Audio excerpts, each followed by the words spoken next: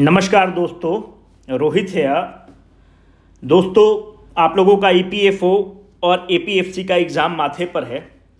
आप लोगों की तैयारी भी बहुत अच्छी चल रही होगी, पर मेरा कुछ सबमिशंस है because the market is flooded with the documents, market is flooded with the study materials.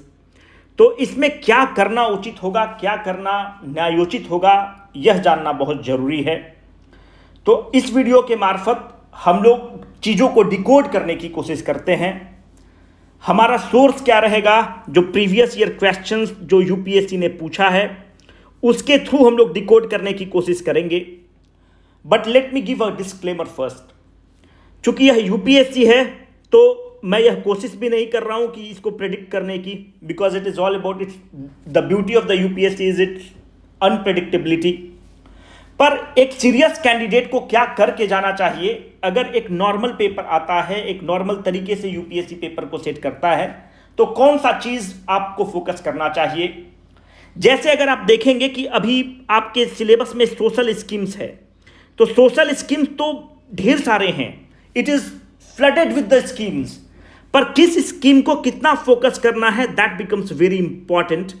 कि which scheme needs how much attention, how much focus, कितने डेप्थ में उसको स्टडी करना है, दैट इज वेरी इंपॉर्टेंट। तो ये कैसे सेग्रीगेट होगा कि कौन से स्कीम पर फोकस करना है, उसको सेग्रीगेट करने के लिए हमारे पास 2-3 डॉक्यूमेंट्स हैं। जो पहला डॉक्यूमेंट है, हम लोग उस चीज को देखने की कोशिश करेंगे कि जो इकोनॉमिक सर्वे है उसमें किस किस स्कीम पर फोकस किया गया है, किस किस स्कीम का एनालिसिस किया गया है। ये जो आप मेरे सामने देख रहे हैं, it is a economic survey document. जो रिसेंट इकोनॉमिक सर्वे है, जो 22 का इकोनॉमिक सर्वे है, जो अभी रिसेंट वाला हुआ है, उसमें अगर आप देखें कि पेज नंबर 109 पे दिया हुआ है development in the insurance market, the pension sector. Insurance is in the syllabus of the APFC, it is not in the syllabus of the EPFO. पर जब आप इंश्योरेंस को पढ़ते हैं तो यहां पर सोशल स्कीम्स कवर हो जाता है, जो कि ईपीएफओ के सिलेबस में है। अभी मैं आपको दिखा देता हूं। तो ये बहुत इंपॉर्टेंट है, क्योंकि ये जो डॉक्यूमेंट है यह गवर्नमेंट ऑफ इंडिया का डॉक्यूमेंट है। तो 2-3 मेरे सबमिशन हैं आपके लिए। पहला सबमिशन है कि आप इकोनॉमिक सर्वे का ये वाला डोमेन खत्म करेंगे, आज इस वीडियो में उसको खत्म करेंगे। मिनिस्ट्री ऑफ लेबर का एक एनुअल रिपोर्ट आता है। एनुअल रिपोर्ट में जो जो उसके स्कीम्स हैं, जो जो उसके इंपॉर्टेंट पोर्टल्स हैं, जो जो ऐप हैं, वो आपको करना चाहिए। अगर वीडियो पसंद आएगा तो आप हमें कमेंट बॉक्स में बता देंगे, हम लोग ये वीडियो बना देंगे। जो प्रेस इंफॉर्मेशन ब्यूरो होता है, जो मिनिस्ट्री ऑफ लेबर का है, आपको उसको फॉलो करना चाहिए। उसका कंपाइलेशन आपके पास होना चाहिए, आप स्वयं करेंगे, 2-3 घंटे का काम है, आराम से हो जाएगा। और जो तीसरा इंपॉर्टेंट है, मिनिस्ट्री ऑफ लेबर का जो साइट है वो बहुत ही डायनेमिक है, वहां पे जो जो स्कीम्स मेंशन है, कम से कम आपको उसको जरूर कर लेना चाहिए। अगर आपको पसंद आएगा तो आप बता देंगे, हम लोग बना देंगे। कमेंट बॉक्स में आप जरूर बता दीजिएगा। Let us start now. कैसे हम लोग को करना है, पहले चीजों को स्टार्ट करने के लिए जो इकोनॉमिक सर्वे का डॉक्यूमेंट है, जैसा कि हमने आपको पहले बताया कि पेज नंबर 109 पे दिया हुआ है, और ये भारत सरकार का इकोनॉमिक सर्वे का डॉक्यूमेंट है। पेज नंबर 109 पे हम लोग स्टडी करना स्टार्ट करेंगे। But before we start studying, there are the fundamental rules, और देयर आर बहुत छोटी छोटी चीजें हैं, नुआंसेस हैं, जो इस डॉक्यूमेंट को समझने के लिए आपको आना चाहिए। अगर ये चीजें आपको नहीं पता रहेंगी तो दिक्कत होगा। जिन लोगों ने पहले कर रखा होगा उनके लिए एक काइंड ऑफ रिवीजन होगा, कुछ ना कुछ तो वैल्यू एडिशन होगा ही होगा। मैं आपको इसके लिए आश्वस्त करता हूं। देखो, होता क्या है, होता ऐसा है कि जो प्रेजेंट डे इंश्योरेंस स्कीम है, जो आप देखते होंगे कि आप अपने गाड़ी का इंश्योरेंस करा लेते हैं, आप अपने हेल्थ का इंश्योरेंस करा लेते हैं, घर में अगर आगजनी हो गई, फायर हो गया, तो आप उसका इंश्योरेंस करा लेते हैं। The life insurance in its modern form came in 1818। जो प्रेजेंट फॉर्म है वो 1818 में आता है। From where it came from the England. England में इसका कंसेप्ट हुआ। जो प्रेजेंट डे इंश्योरेंस फॉर्म है, can be a probable question. जब इंग्लैंड में लाइफ इंश्योरेंस का कंसेप्ट जो प्रेजेंट डे है उसकी जेनेसिस होती है, हम लोग भारत गुलाम है अंग्रेजों का, तो भारत में भी इसका आगमन होता है। The first company started on the Indian soil was oriental life insurance company. This is very important, can be a probable question. कहां पर स्टार्ट होता है? कैलकाटा में स्टार्ट होता है। ये जो स्टार्ट हो रहा है कैलकाटा में, आज का प्रेजेंट डे कोलकाता, तो it was the first insurance company started on the Indian soil. भारतीय मिट्टी पर पहली कंपनी स्टार्ट होती है। पर प्रॉब्लम इसके साथ क्या था कि they never treated the Indian life at par with the European life. अगर यूरोपियन को लाइफ इंश्योरेंस कराना है तो अगर यूरोपियन को 10 रुपया का प्रीमियम है तो जो इंडियन है उसके लिए 50 रुपया का प्रीमियम है। क्यों प्रीमियम है? वो जो उनके साइकी में एस्टेब्लिश्ड है कि दिस सुपेरियर रेस, जो सफेद लोग हैं, their life is more precious. So अगर हम प्रीमियम को कम रखेंगे तो ज्यादा लोग इंश्योर्ड होंगे। इनका क्या है, ये तो एलीट लोग हैं, इनका लाइफ का कोई महत्व नहीं है। इनको इतना ज्यादा प्रीमियम का रेट कर दो कि they can not afford the life insurance thing. My dear friends, अब यहां पर क्या होता है कि लोग इसका विद्रोह करते हैं। उस समय एक बहुत बड़ा नाम, इस फील्ड का बहुत बड़े नाम है, उनका नाम है बाबू मोतीलाल सेठ।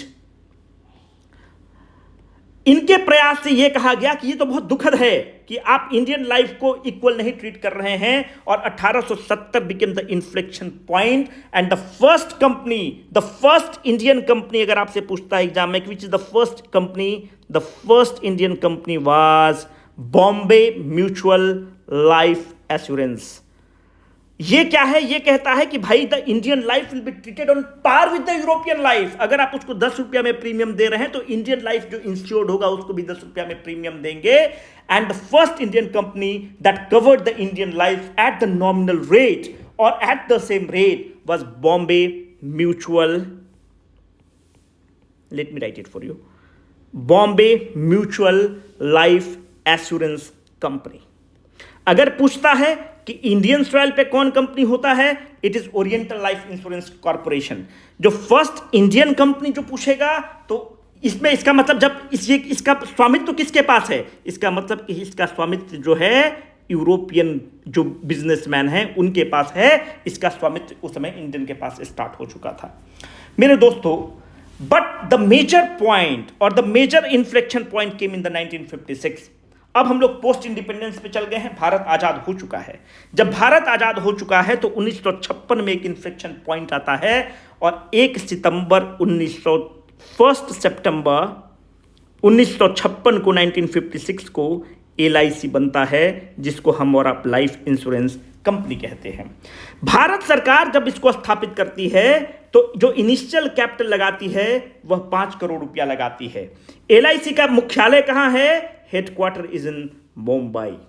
माय डियर फ्रेंड्स, अब आपके पास एक क्वेश्चन मैं पूछता हूं कि बताओ इसका LIC का चेयरमैन कौन है? The correct answer is Siddharth Mohanty. Siddharth Mohanty इसके चेयरमैन हैं। नाउ द क्वेश्चन इज कि is LIC A statutory body? The question is LIC A statutory body? Statutory body है क्या? अब आप मुझे यह बताइए कि अगर मैं ये कहता हूं कि LIC स्टैट्यूटरी बॉडी है या नहीं है, आप इसको हमें कमेंट बॉक्स में बताइएगा। एक एक्ट है, मैं थोड़ा सा आपको हिंट देता हूं, LIC एक्ट 1956। आप इस हिंट को समझेंगे और कमेंट बॉक्स में इसका उत्तर देंगे कि is it A statutory body और नॉट। अब देखो, जब LIC बन गया तो 2-3 चीज को देखो। पहले आप देखो कि इंश्योरेंस सेक्टर में how much FDI is allowed. This can be a probable question in your examination कि FDI कितना अलाउड है? 100%। FDI allowed is 49%, FDI allowed is 75%, FDI allowed is 74%. My dear friends, the FDI allowed is 74% in the insurance sector through the automatic route. But the question is, if the question is asked how much the FDI is allowed in the life insurance corporation, the FDI allowed in the life insurance corporation is only 20%. It is not 74%. This has to be very clear. इसलिए clear होना चाहिए क्योंकि ये जो LIC है यह LIC act से govern होता है। और जब अभी LIC का जब IPO हुआ तो सरकार कही कि LIC के लिए हम 20% ही FDI को अलाउड करेंगे। But the question must be coming to your mind, why 20%, why not 74%? अगर दूसरे कंपनी के लिए अलाउड है तो why separate treatment for the LIC? अगर LIC में अगर दूसरे देश का अगर निवेश होता है तो FD, आपको पता है कि LIC में कितना ज्यादा पूंजी उसमें निवेश है। LIC हमारा विश्वास है, अगर ये जो दूसरे देश के कंपनीज में इन्वेस्ट करेंगे, अगर उनका 74% के आसपास स्वामित्व हो जाएगा तो यह it can be a danger. वो खतरा हो जाएगा, क्योंकि 74% उसके पास मालिकाना हक चल जाएगा। तो सरकार ऐसा नहीं चाहती है। तो LIC में लोगों का बहुत विश्वास है, इसलिए सरकार ने उसको 20% पर कैप कर दिया है। फेमा रिस्ट्रिक्शंस के तहत फॉरेन एक्सचेंज जो आता है उसके तहत 20% है। Can be a probable question in examination, इसलिए आप तैयार रहेंगे। दोस्तों यहां तक अगर बात आपको समझ में आ गई तो थोड़ा सा हम लोग और डीप में चलते हैं। अब आपको पता है कि इंश्योरेंस सेक्टर बहुत ही मैच्योर कर गया। जब इंश्योरेंस सेक्टर बहुत ही मैच्योर कर गया तो दो तीन चीजें बनती हैं कि आखिर में कुछ ना कुछ तो रेगुलेटर की जरूरत होगी। जिस तरह से अगर आपको पता है कि डेट इंस्ट्रूमेंट्स हैं, शेयर इंस्ट्रूमेंट्स हैं, इसको कौन रेगुलेट करता है? सेबी रेगुलेट करता है। अगर आप बैंकिंग सेक्टर की बात करेंगे तो कौन रेगुलेट करता है? RBI रेगुलेट करता है। द इंश्योरेंस सेक्टर मैच्योर करना स्टार्ट करता है 1956 के आसपास। आप LIC बनती है, उसके बाद इंश्योरेंस सेक्टर मैच्योर करना स्टार्ट करता है। जब इंश्योरेंस सेक्टर मैच्योर करना स्टार्ट करता है तो इंश्योरेंस सेक्टर के लिए एक कमिटी बनती है। उस कमिटी का नाम है Malhotra committee. Can be a probable question in examination कि मल्होत्रा कमेटी किससे संबंधित है। तो मल्होत्रा कमेटी बनती है और मल्होत्रा कमेटी 1999 में एक रिपोर्ट सबमिट करती है और इस रिपोर्ट में मल्होत्रा कमेटी कहती है कि you should have a regulator.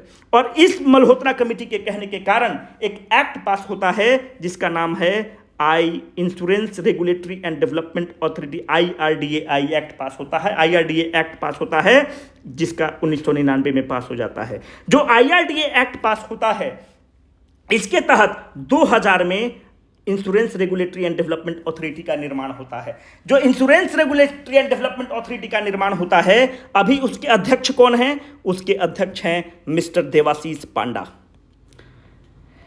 Mister Debashish पांडा इसके अध्यक्ष हैं। और जो मिस्टर देवाशीष पांडा हैं, इनका टेन्योर कितना है? इनको 3 साल का टेन्योर दिया गया है या 65 साल का दिया गया है कि जो पहले खत्म हो जाएगा वो उनका टेन्योर है। नाउ द क्वेश्चन इज कि ये बॉडी कैसा बॉडी है? ये बॉडी 10 मेंबर्ड बॉडी है। बहुत इंपॉर्टेंट है आपके एग्जामिनेशन के लिए। इसमें एक चेयरमैन है।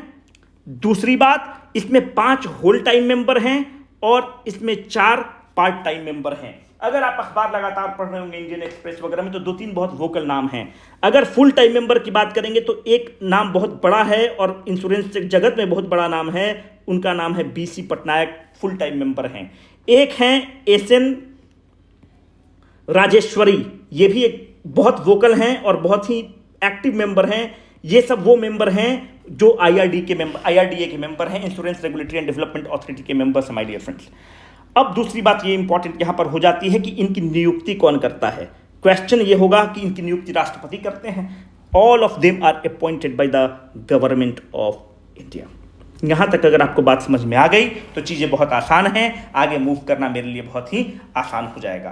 अब एक चीज मुझे आप ये बताओ कि जो insurance regulatory and development authority है, इसका हेडक्वार्टर कहाँ है? इसका हेडक्वार्टर दिल्ली है, इसका हेडक्वार्टर मुंबई है। कहाँ है? तो दोस्तों याद रखना, इसका हेडक्वार्टर हैदराबाद है और दिल्ली और मुंबई इसका रीजनल हेडक्वार्टर है। ठीक है, इतना सिंपल तो UPSC नहीं पूछेगा, बट हमें जानकारी तो होना चाहिए, हमें तैयारी तो करना चाहिए इस तरह का, तो चीज़ें आसान हो जाएंगी। अब देखो इकोनॉमिक सर्वे को, अब हम लोगों ने अपना एक लिमिटेड बेस बना लिया है जिसके तहत हम लोग अब आगे मूव कर सकते हैं। Let us start. अगर आप इंश्योरेंस को पढ़ना चाहते हैं तो 2-3 चीज़ें हैं, 2-3 टर्म्स बहुत इंपॉर्टेंट है। एक है इंश्योरेंस पेनिट्रेशन का और एक है इंश्योरेंस डेंसिटी का। दोस्तों ये दोनों बहुत ही इंपॉर्टेंट टर्म्स हैं और आपके एग्जाम के लिए अति महत्वपूर्ण है। क्वेश्चंस आने की चांसेस बहुत ज़्यादा हाई रहेगा। What is the insurance penetration? Insurance penetration का मतलब होता है कि the total insurance premium collected. अगर मानते हैं कि टोटल इंश्योरेंस प्रीमियम कलेक्टेड है 100 रुपया पूरे देश से, और देश का GDP मानते हैं कि देश का GDP 50 रुपया है, एक उदाहरण के तौर पर मानते हैं, तो टोटल इंश्योरेंस पेनिट्रेशन क्या है? The total amount of the premium collected in the country by the GDP of that country. This is very important, can be asked, which refers to the ratio of the total insurance premium to the gross domestic product of the country in a year. अब इसका use क्या है हम अभी आगे बताएंगे। दूसरा important term है इंश्योरेंस डेंसिटी। इंश्योरेंस डेंसिटी क्या बताता है? It is the ratio of the insurance of the premium to the population. अगर मानते हैं कि इंश्योरेंस कहता है कि इस देश में जो टोटल इंश्योरेंस कलेक्टेड है वो है 100 रुपया, और देश का जनसंख्या मानते हैं कि 2 ही जनसंख्या है। उदाहरण के तौर पर लेते हैं, to make the things very simple no, तो इंश्योरेंस डेंसिटी आपका कितना आ जाएगा, 50 आ जाएगा। यहां पर इंश्योरेंस पेनिट्रेशन कितना आ जाएगा, 2 आ जाएगा। But the fact of the matter is why this is very important. अगर आप अखबार में पढ़ते हो तो लगातार होता है कि इंश्योरेंस पेनिट्रेशन की बात होती है, इंश्योरेंस डेंसिटी की बात होती है। It gives us the idea that how much the insurance sector has penetrated deep inside the economy. हमारे जनमानस में मतलब penetration of the insurance sector कितना है, अपना इंश्योरेंस सेक्टर कितना मैच्योर किया है, अपना इंश्योरेंस सेक्टर कितना डीप इनक्रोच किया है, अपना इंश्योरेंस सेक्टर कितना देश के जनमानस के पास पहुंच चुका है। Because you have a population on the one side and you have the gross domestic product on the other side. मतलब इकोनॉमी जो है इंश्योरेंस को कितना सीरियसली लेता है। It gives us the idea about the depth, it gives us the idea about the penetration, it gives us the idea about the maturity of the insurance sector in the economy, my dear friends. So these two terms are very important, can be a probable question in your examination. Now let me put few things very categorically, यहीं पर आपको रख देते हैं। अगर आपसे insurance penetration की बात करता है तो 2021 का जो डेटा आगे अवेलेबल है, आगे आपको वीडियो में देंगे। जो इंश्योरेंस पेनिट्रेशन है कितना है, 4.2% है। जो इंश्योरेंस डेंसिटी है वह यूएस डॉलर में है, वह $91 है। This can be a question, this can be a statement based question which can be asked in your examination. दूसरा इंपॉर्टेंट चीज अब देखो कि सबसे बड़ा कौन सा देश इंश्योरेंस मार्केट के लिए, अभी जो आपको बताया कि it gives us an idea about the depth और about the maturity of the insurance sector. तो सबसे बड़ा इंश्योरेंस का मार्केट कौन है, इसका सबसे बड़ा इंश्योरेंस का market United states of America है। कहीं लिखा होगा, आप इसमें आप देख लेना। जो सबसे बड़ा मार्केट है वह यूनाइटेड स्टेट्स ऑफ अमेरिका है। 2 नंबर पे कौन है, चाइना है। 3 नंबर पे कौन है, जापान है। भारत कितने नंबर पे मार्केट के रूप में है, 6 नंबर पे है। ये बहुत इंपॉर्टेंट है। अगर आप इंश्योरेंस सेक्टर का ग्रोथ के बारे में पूछता है, the total global insurance premium grew by 3.4% in the real terms. Bharat में जो इंश्योरेंस सेक्टर का जो ग्रोथ रहा है वह 3.4% से रहा है। This is very important data for our examination point of view, my dear friends. अब और हम लोग उसको देखने की कोशिश करते हैं कि और कौन कौन सा डेटा इंपॉर्टेंट है, इसको आगे हम लोग देखते हैं। एक होता है कि percentage change in the volume of the life insurance premiums, percentage change in the volume of the non life insurance premium. आप वर्ल्ड का याद रखेंगे, वर्ल्ड का 4.5% है और नॉन इंश्योरेंस प्रीमियम में 2.6% है। तो आपके जहन में आ रहा हो कि नॉन इंश्योरेंस प्रीमियम क्या होता है भाई, ये बताओ। तो नॉन इंश्योरेंस प्रीमियम, अगर आपने फायर का प्रीमियम ले रखा है कि घर में अगर आगजनी हो जाती है, आपकी दुकान में आगजनी हो जाती है, आपने फ्लड का ले रखा है, तो उसका जो ग्रोथ रहा है वर्ल्ड वाइड 2.6% रहा है। पर आपने अपने डेथ के लिए ले रखा है कि भाई अगर डेथ होती है, डिसेबिलिटी होती है, तो लाइफ इंश्योरेंस प्रीमियम है, उसका वर्ल्ड के लेवल पे ग्रोथ 4.5% है और नॉन लाइफ वाले का 2.6% है। दोनों डेटा बहुत इंपॉर्टेंट है, इसलिए आप दोनों डेटा को ध्यान रखेंगे। The second important part which must, जो आपको पता होना चाहिए, जो भी हमने आपको डेटा दिया, एक तो आपको डेटा दिया 4.2% का, दिस इज वेरी इंपॉर्टेंट। आप एक बार इसको पढ़ेंगे, $91 can be a probable question in your examination, my dear friends. इससे ज़्यादा कुछ इंपॉर्टेंट है ही नहीं, हमने आपको लिख रखा है इंश्योरेंस पेनिट्रेशन के लिए। बाकी जो बकवास के डेटा हैं वो हमारे और आपके लिए यूज़ के नहीं हैं, जो हमारे और आपके यूज़ के हैं वो डेटा मैं आपको बता रहा हूँ। ये बहुत इंपॉर्टेंट क्वेश्चन बनता है। आप देखो कि categorically they have mentioned about the Ayushman Bharat Yojana and this is very important. तो जो सोशल, जो आपका एक सिलेबस में पार्ट है जिसमें आप कहते हैं कि सोशल स्कीम्स और सोशल सिक्योरिटी स्कीम्स, तो जो चीज इकोनॉमिक सर्वे में मेंशन्ड है, you are suppose to do it in a very great detail.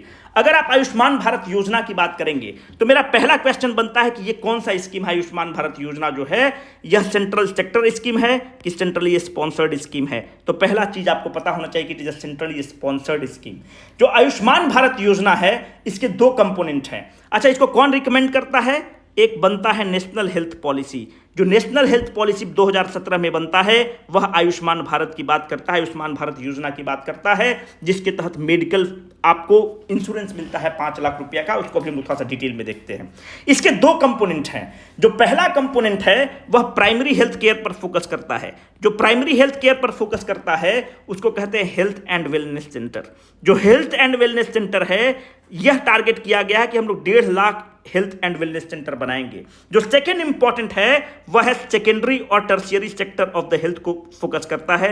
जिस तरह से मैक्स हॉस्पिटल है, अपोलो हॉस्पिटल है, एम्स है, पीएमसीएच है, they are the secondary and the tertiary sector hospitals. My dear friends, ये जो सेकेंड एंड टर्शियरी सेक्टर के लिए जो फोकस करता है उसको कहते हो प्रधानमंत्री Jan Arogya Yojana. This is very important. प्रधानमंत्री जन आरोग्य योजना जो फोकस करता है वो सेकेंडरी और टर्शियरी केयर पर फोकस करता है, and that is a part of the Ayushman Bharat योजना।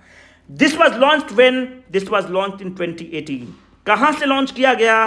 रांची से लॉन्च करते हैं, आदरणीय प्राइम मिनिस्टर इसको लॉन्च करते हैं। इसके तहत क्या किया गया है? इसके तहत एक परिवार को 5 लाख रुपया इंश्योरेंस है। जो एक परिवार है, अगर मानते हैं कि उसमें 5 मेंबर हैं तो वैलिड है। अगर मम्मी को हुआ 1 लाख का, 2 लाख का, पापा को हुआ 3 लाख का, तो मतलब एक फैमिली के लिए 5 लाख आपने इंश्योर किया है। There is no cap on the family. This is very important कि कोई उस पर कैप नहीं है। बट द फैक्ट इज इसमें तो बहुत ज्यादा इन्वेस्टमेंट है। वर्ल्ड का सबसे बड़ा स्कीम है, वर्ल्ड का लार्जेस्ट प्रोजेक्ट है, इंश्योरेंस स्कीम है। तो इसमें क्या किया जाता है? अगर आप इसमें देखोगे तो इसको रेगुलेट करने के लिए एक एजेंसी बनती है, इसका नाम है नेशनल हेल्थ अथॉरिटी। एग्जाम में आपसे क्वेश्चन पूछेगा कि जो नेशनल हेल्थ अथॉरिटी है एक स्टैट्यूटरी बॉडी है, कॉन्स्टिट्यूशनल बॉडी है, क्या है? कोई स्टैट्यूटरी बॉडी नहीं है। It is attached office in the ministry of health. Ministry of health का एक अटैच्ड ऑफिस है। जो नेशनल हेल्थ अथॉरिटी है यही इसको रेगुलेट करता है, इसको ओवरसी करता है, इसको इंप्लीमेंट करता है। बहुत बड़ा योजना है। इसको हीड कौन करता है? आपके आंसर हो जाएगा कैबिनेट सेक्रेटरी। अगर आप ऐसा सोचते हैं कि कैबिनेट सेक्रेटरी इसका आंसर है तब आप बिल्कुल गलत हैं। इसका करेक्ट आंसर प्राइम मिनिस्टर है। अगर आप ऐसा सोचते हैं तो बिल्कुल आप सल्फास खा लेंगे। इसका जो करेक्ट आंसर है वह है health minister. Can be a question in your examination. ठीक है, यहां तक अगर बात बन गई तो फिर हम लोग आगे इसको मूव करते हैं। इसमें अगर आप और डिटेल में जाते हैं तो ये 3 दिन का प्री हॉस्पिटल को भी कवर करता है, पर ये इंपॉर्टेंट है भी नहीं। और 15 दिन का पोस्ट हॉस्पिटल भी कवर करता है। तो कहने का मतलब है कि प्री हॉस्पिटल कवर भी करता है, पोस्ट हॉस्पिटल कवर भी करता है, but that is not important from our examination point of view. The second important is प्रधानमंत्री सुरक्षा बीमा योजना। ये बहुत इंपॉर्टेंट है, आपके एग्जाम में पूछ सकता है। जो प्रधानमंत्री सुरक्षा बीमा योजना है यही सब स्कीम्स आपको करके जाना है डिटेल में। प्रधानमंत्री सुरक्षा बीमा योजना के तहत क्या है? इसके तहत यह कहा गया है कि अगर कोई भी व्यक्ति 18 से 70 साल का व्यक्ति है वह इस स्कीम का बेनिफिट उठा सकता है। कैसे उठाएगा? उसको 1 साल में 20 रुपया प्रीमियम देना है। जब वह 1 साल में 20 रुपया का प्रीमियम देगा तो उसको 2 लाख का इंश्योरेंस कवर मिल जाता है। किसके लिए 2 लाख का इंश्योरेंस होता है? अगर एक्सीडेंट के कारण उसका डेथ हो जाता है, अगर उसको डिसेबिलिटी हो जाती है तो उसको 2 लाख रुपया मिलेगा, अगर पार्शियल डिसेबिलिटी होती है तो 1 लाख रुपया मिलेगा। इससे ज़्यादा बिल्कुल भी इंपॉर्टेंट नहीं है, फालतू आप अपना समय को जाया ना करें। प्रधानमंत्री जीवन ज्योति बीमा योजना, this is also very important.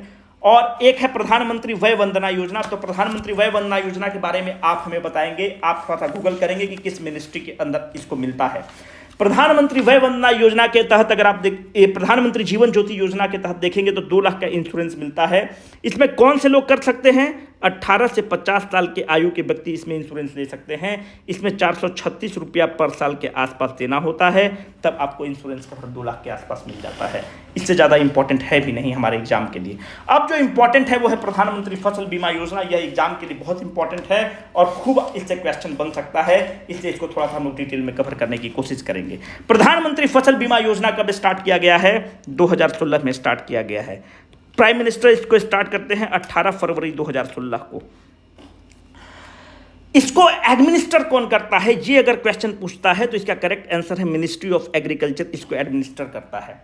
इसके तहत क्या है? इसके तहत अगर आप सबसे इंपॉर्टेंट बात है कि खरीफ क्रॉप एक है। खरीफ क्रॉप में इंश्योरेंस कितना देना है? 2% के आसपास 2% रखा गया है खरीफ क्रॉप के लिए। रबी क्रॉप के लिए 1.5% रखा गया है और हॉर्टिकल्चर क्रॉप के लिए जो बागवानी के आइटम्स होते हैं उसके लिए 5% प्रीमियम को रखा गया है मेरे दोस्त।